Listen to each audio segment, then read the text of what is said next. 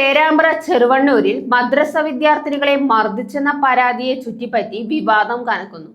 സൈനികനായ സന്തോഷിനെതിരെ നൽകിയ പരാതി പൂർണ്ണമായും വ്യാജമാണെന്നും അതിന് പിന്നിൽ വ്യക്തമായ വൈരാഗ്യവും ഗൂഢാലോചനയും ഉണ്ടെന്നും കുടുംബം ഗുരുതര ആരോപണവുമായി രംഗത്തെത്തിയിരിക്കുകയാണ്.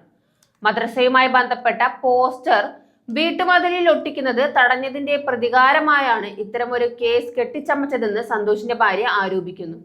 കോഴിക്കോട് ജില്ലയിലെ പേരാമ്പ്ര ചെറുവണ്ണൂരിലാണ് സംഭവം. 6 ദിവസമായി ജയിലിൽ കഴിയുന്ന സന്തോഷിനെതിരായ കേസ് യഥാർത്ഥത്തിൽ അടിസ്ഥാനരഹിതമാണെന്ന് കുടുംബം പറയുന്നു. സംഭവത്തിൽ നീതി ലഭിക്കണമെന്നാവശ്യപ്പെട്ട് പോലീസിൽ പരാതി നൽകിയിട്ടുണ്ടെന്നും ആവശ്യമായ എല്ലാ നിയമ നടപടികളും തുടരുമെന്നും കുടുംബം വ്യക്തമാക്കുന്നു.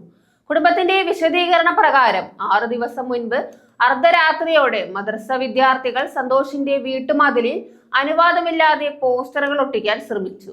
മദ്രസയുമായി ബന്ധപ്പെട്ട പരിപാടികളുടെ പോസ്റ്ററുകളാണ് മതിലിൽ പതിപ്പിക്കാൻ ശ്രമിച്ചതെന്നാണ് കുടുംബം പറയുന്നത്. ഇത് ശ്രദ്ധയിൽപ്പെട്ട സന്തോഷ് വിദ്യാർത്ഥികളെ ചോദ്യം ചെയ്യുകയും പോസ്റ്റർ ഒട്ടിക്കുന്നത് തടയുകയും ചെയ്തു. ഇതോടെയാണ് വാക്കുതർക്കം ആരംഭിച്ചത്. സംഭവ സമയത്ത് ഏകദേശം 1 മണിക്കൂറോളം വാക്കേറ്റം മാത്രമാണ് നടന്നതെന്നും പരാതിയിൽ പറയുന്നത് പോലെ യാതൊരു തരത്തിലുള്ള ശാരീരിക ആക്രമണവും ഉണ്ടായിട്ടില്ലെന്നും സന്തോഷിന്റെ ഭാര്യ പറയുന്നു. എന്നാൽ ഈ വാക്കുതർക്കത്തെ തുടർന്ന് ചിലർ വൈരാഗ്യബോധത്തോടെ മദ്രസ വിദ്യാർത്ഥിനികളെ സന്തോഷ് ആക്രമിച്ചുവെന്ന വ്യാജ പരാതി നൽകുകയായിരുന്നുവെന്നാണ് കുടുംബത്തിന്റെ ആരോപണം. ഇതിന് പിന്നിൽ പ്രദേശത്തെ ചിലർ ഉദ്ദേശപൂർവ്വം പ്രവർത്തിച്ചതാണെന്നും ജിഹാദി ശക്തികളുടെ ഇടപെടലുണ്ടെന്നുമാണ് കുടുംബം ആരോപിക്കുന്നത്. സൈനികന്റെ കുടുംബം പറയുന്നത് അനുസരിച്ച് മതിലിൽ പോസ്റ്റർ ഒട്ടിക്കാൻ തടഞ്ഞതിന്റെ പ്രതികാരമായി സന്തോഷിനെ കുടുക്കാൻ പദ്ധതിപൂർവ്വം കേസുണ്ടാക്കി.